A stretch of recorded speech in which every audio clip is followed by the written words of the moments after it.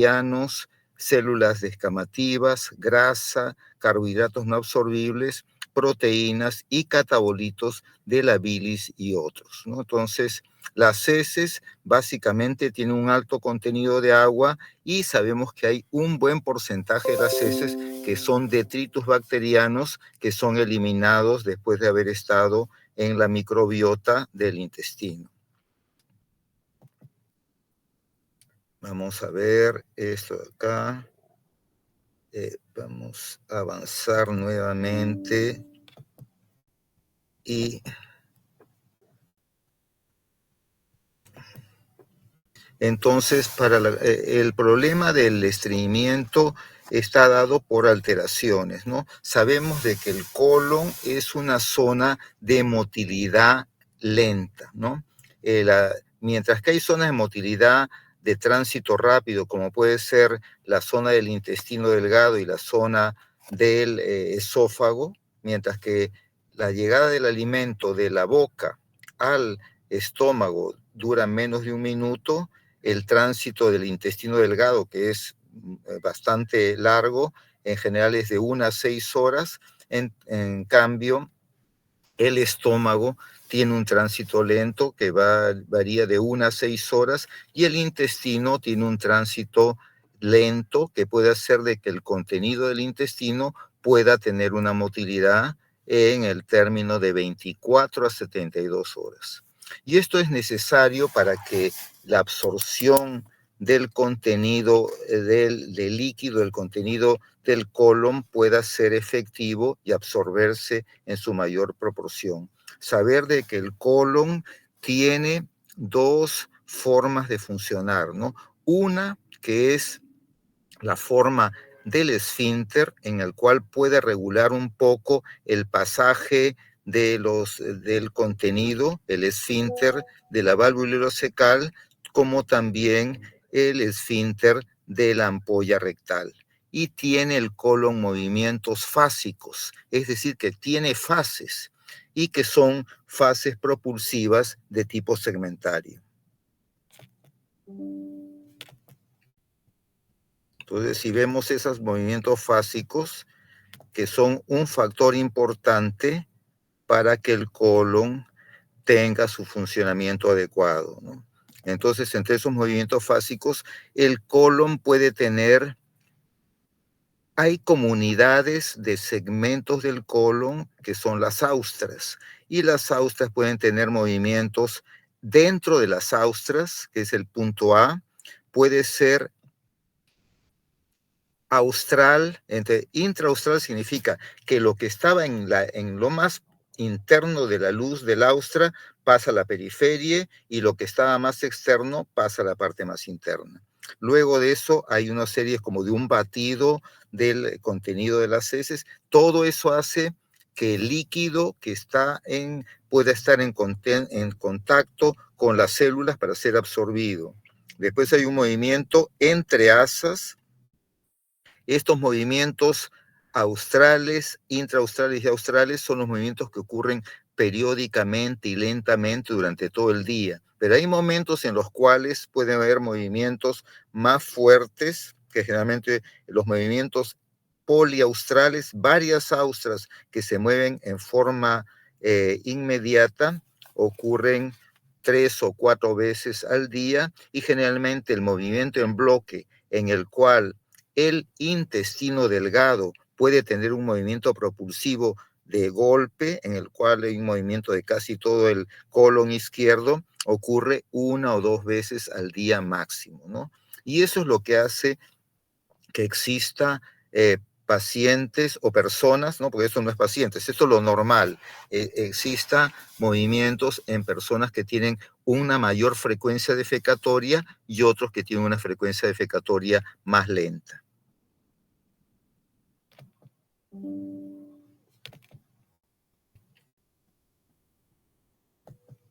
Otro aspecto importante, vamos a ver acá, otro aspecto importante del movimiento es que existe una parte en la cual existe un control final del contenido de las heces. Entonces, el movimiento de las heces ha ido a través de todo el colon pero cuando llega al ángulo recto sigmoideo, aquí el ángulo recto sigmoideo es el que da una regulación de la salida del contenido fecal.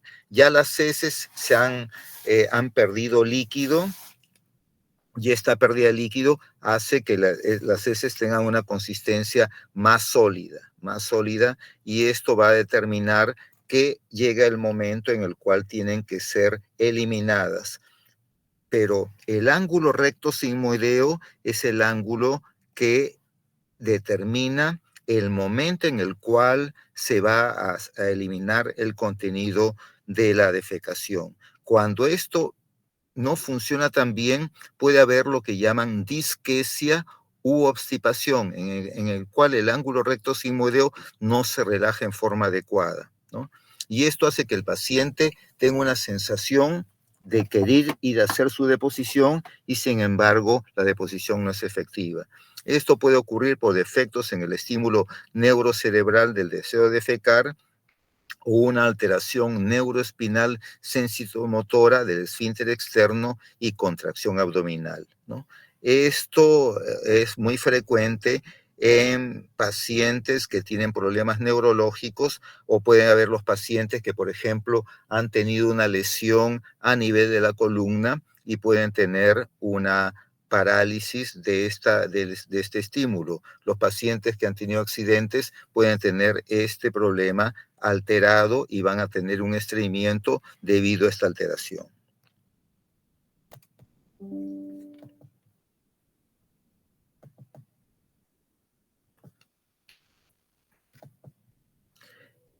Entonces, ya considerando el problema del estreñimiento, vamos a evaluar que el estreñimiento puede tener hasta 3 tipos de estreñimiento. Un estreñimiento en el cual el tránsito del colon es normal, que es la mayoría de los pacientes estreñidos. Puede ser el que ocurra con un tránsito colónico retardado, los movimientos del colon es muy lentos, o aquel paciente que tiene dificultad para la evacuación rectal. Es lo que hemos visto en la diapositiva anterior, en la cual hay un problema de disquesia o obstipación. Y eso también va a ser útil para el tratamiento definitivo de los pacientes.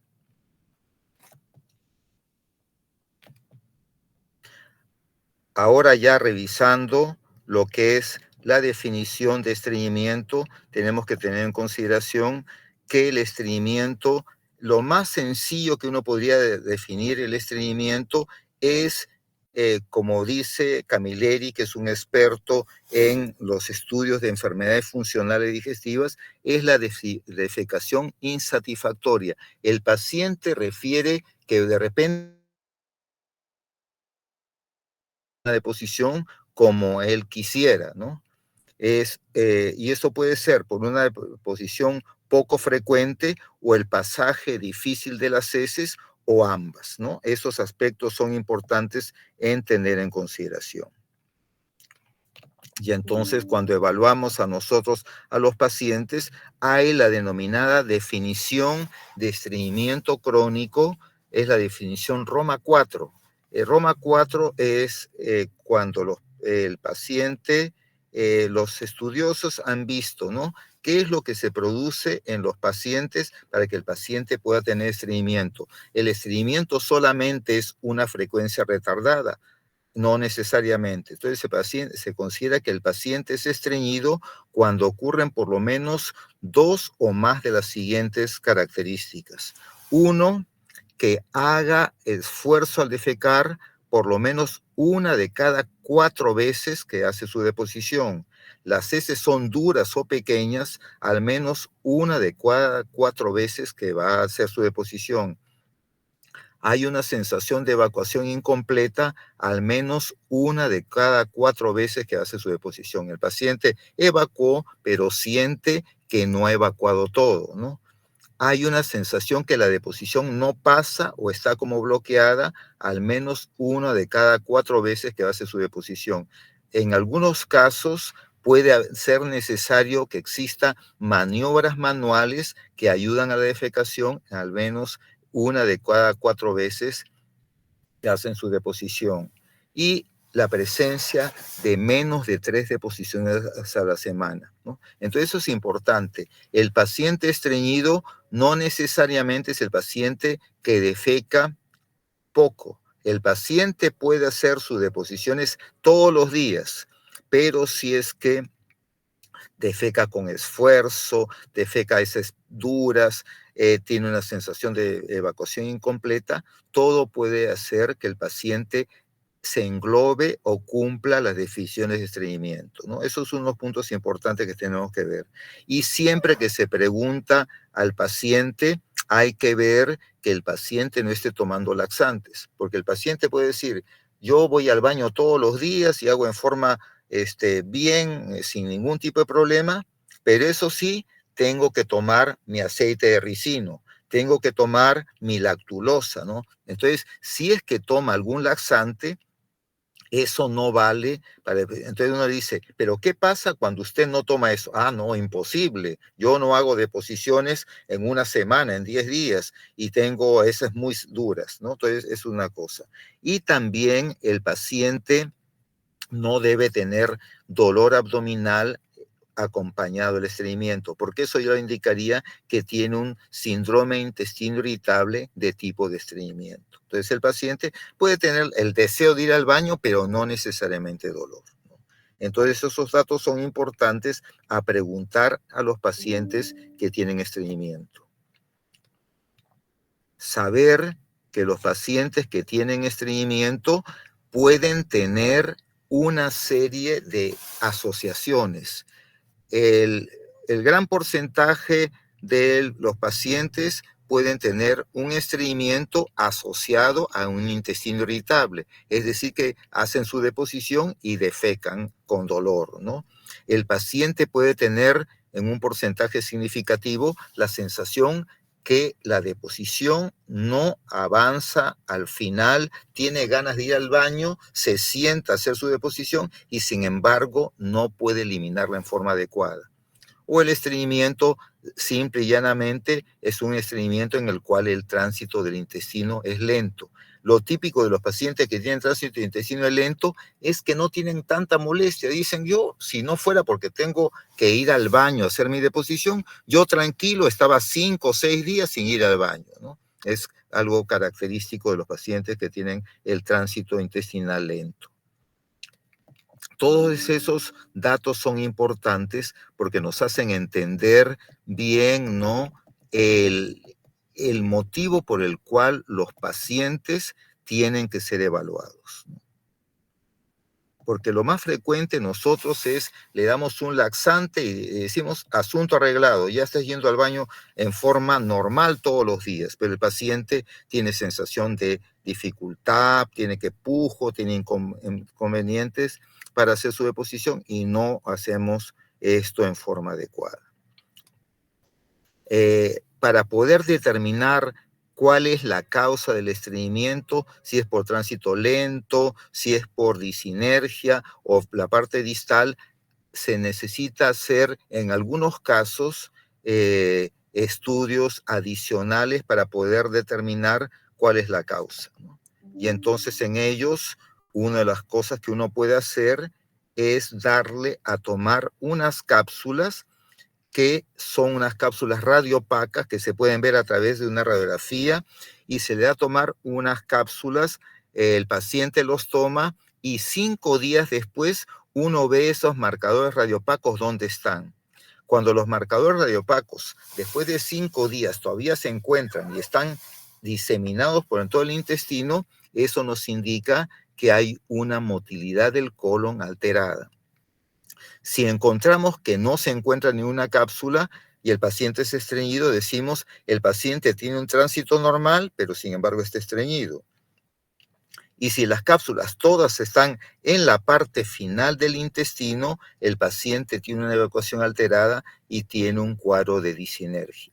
Y eso, como digo, es útil e importante para poder después dar un tratamiento, ¿no? La gran mayoría de los pacientes como que no tienen un estreñimiento muy marcado y el tratamiento de la dieta va a ser suficiente, ¿no? Pero en los pacientes que tienen dificultades para un tratamiento mejor, entonces tenemos que saber cuál es el motivo por el cual el paciente es estreñido. Y una de las partes importantes del estudio del estreñimiento es ver qué características que tienen las heces en los pacientes estreñidos.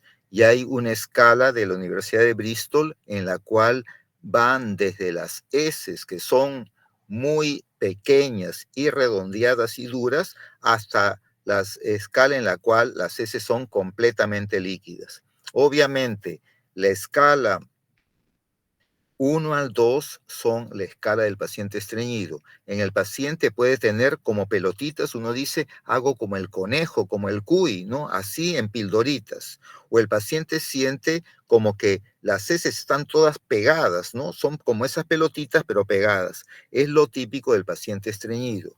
Si el paciente tiene otro tipo de consistencia a las heces, por lo menos esa no es la característica de las heces del paciente estreñido. Puede ser estreñido, pero hace sus deposiciones normales. Otro aspecto que tenemos que tener en consideración en los pacientes, ¿no? Es saber que la gran mayoría de los pacientes, con problemas de estreñimiento, la causa del estreñimiento es una causa funcional, ¿no? Porque casi siempre el estreñido está preocupado pensando que pueda tener un cáncer, que pueda tener alguna enfermedad grave. La gran mayoría de los pacientes estreñidos son funcionales. ¿Por qué?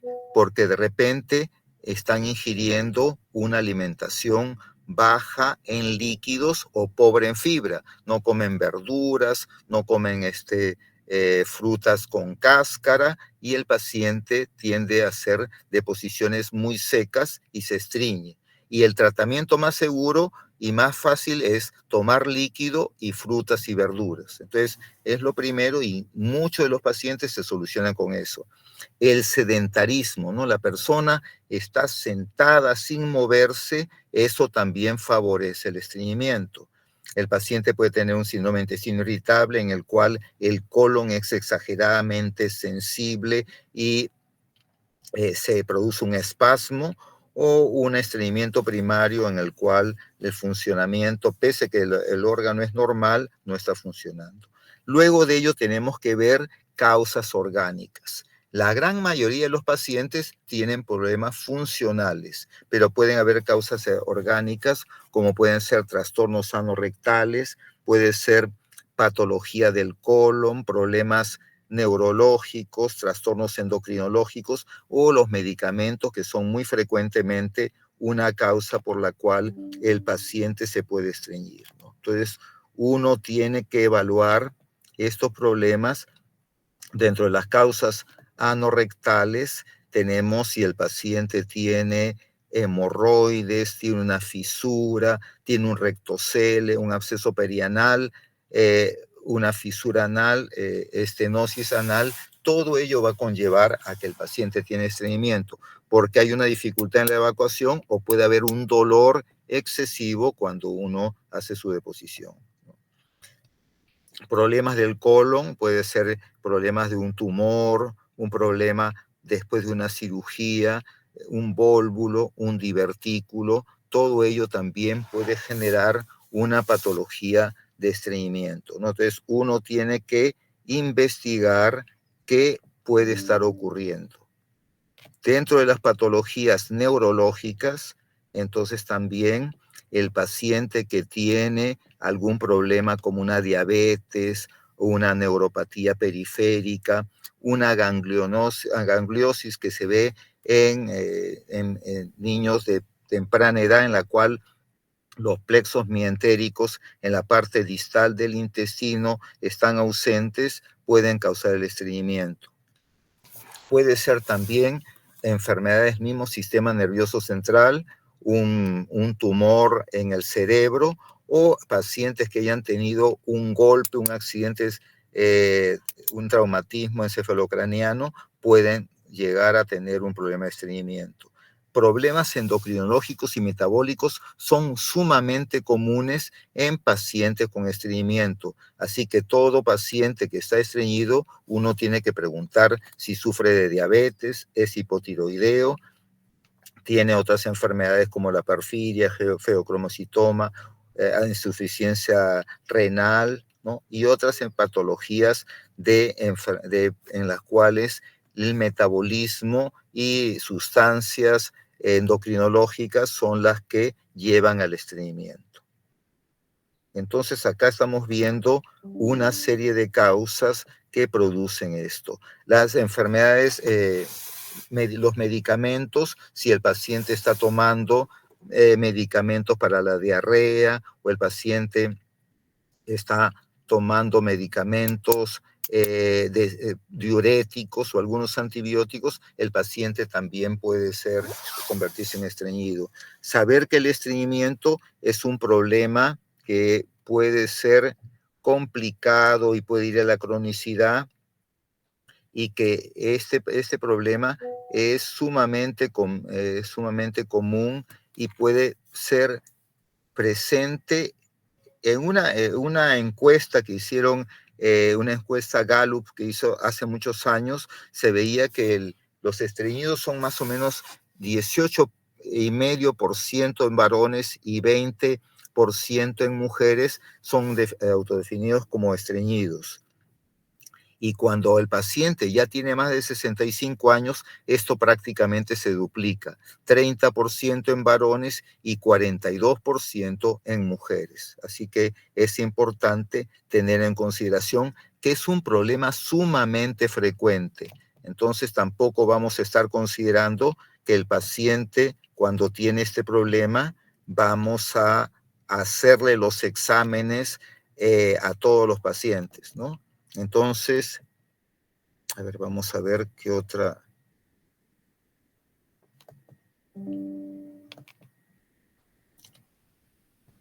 Uno de los aspectos que tenemos que tener en consideración en el paciente con estreñimiento es saber que los motivos de la consulta en el paciente estreñido, la causa más común de motivo es que tiene dificultades al inicio de la defecación. El paciente quiere ir al baño, pero no es efectivo. Hay una sensación de defecación incompleta, esfuerzo al defecar, disminución de la frecuencia defecatoria que hace sus deposiciones muy espaciado, recién es la causa. A veces uno lo que quiere o le da al paciente es algo para que vaya al baño todos los días, pero sin embargo eso muchas veces no puede calmar el problema de la defecación en todos los casos. Hay que ver también las características del pasaje de heces duras, dolor anorrectal y el sangrado, que son otras de las causas por las cuales el paciente puede tener este tipo de molestias.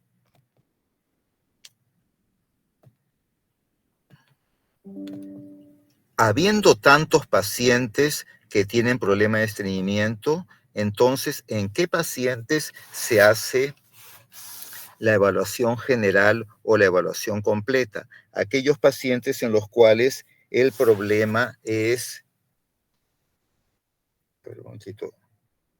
el problema es el paciente que tiene signos de alarma. Entonces, aquel paciente que está perdiendo peso, aquel paciente que es mayor de 50 años, aquel paciente que tiene antecedentes de cáncer o enfermedad inflamatoria intestinal, aquel paciente que tiene intestino irritable, aquel paciente que tiene sangrado rectal, es mejor hacer estudios, ¿no? Porque siendo el 20% de la población estreñida, entonces si le hacemos a todos los exámenes, tendríamos una gran cantidad de pacientes para hacer exámenes del colon. Entonces, solamente en aquellos pacientes que tienen signos de alarma se va a hacer este tipo de examen. Los exámenes van a ser también cuando hay exámenes anormales, se le encuentra, pongamos, anemia, se encuentra problemas de plaquetas, una serie de exámenes fuera de lo normal, las pruebas tiroideas están alteradas, se va a poder determinar. Y si el paciente tiene sangre oculta positiva, también van a hacer estudios en los cuales es necesario avanzar más con los exámenes.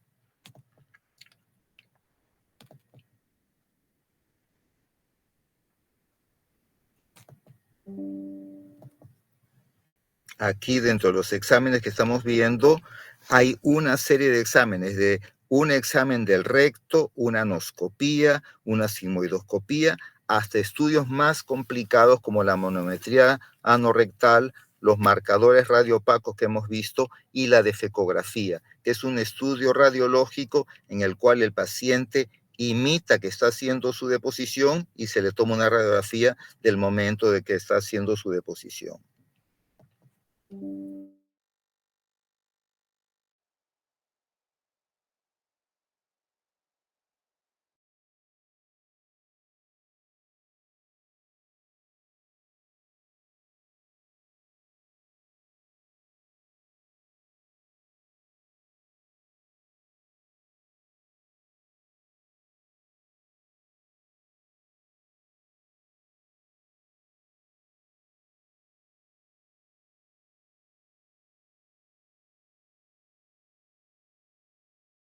Sufrimiento tener que dar la clase acá, que no avanza esto a forma normal, no sé cómo lo hacen ustedes.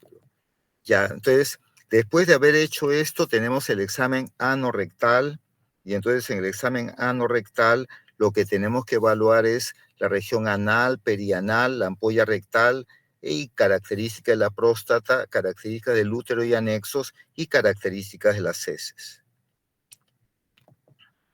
Entonces es importante en el examen anal rectal evaluar la parte del ano y del recto y ver las zonas del ano y la región anal y perianal, ¿no? Esto es una cosa importante. Saber que antes de la zona de los pliegues anales, ¿no? De la línea dentada, esta zona es dolorosa y por encima de la línea dentada la zona no duele. Cuando uno tiene un paciente que tiene sangrado rectal y duele, generalmente es por debajo de la línea dentada. Lo característico es lo que llaman la presencia de fisura anal.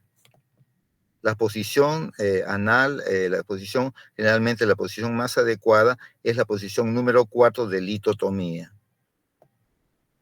Acá tenemos alectoscopía, qué cosa es lo que se va a ver, ¿no?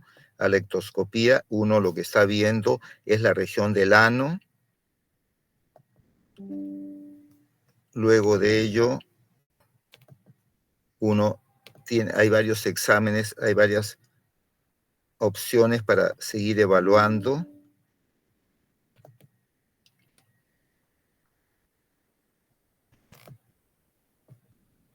Y cuando nosotros examinamos, solamente viendo externamente puede haber la presencia de hemorroides. Los hemorroides pueden ser externos cuando están fuera de la línea dentada o internos cuando vienen más allá de la línea dentada, y diferenciar de lo que son los plicomas o repliegues cutáneos en los cuales el hemorroide es una vena que sobresale. En cambio, estos son unos repliegues en los cuales no sobresale la mucosa.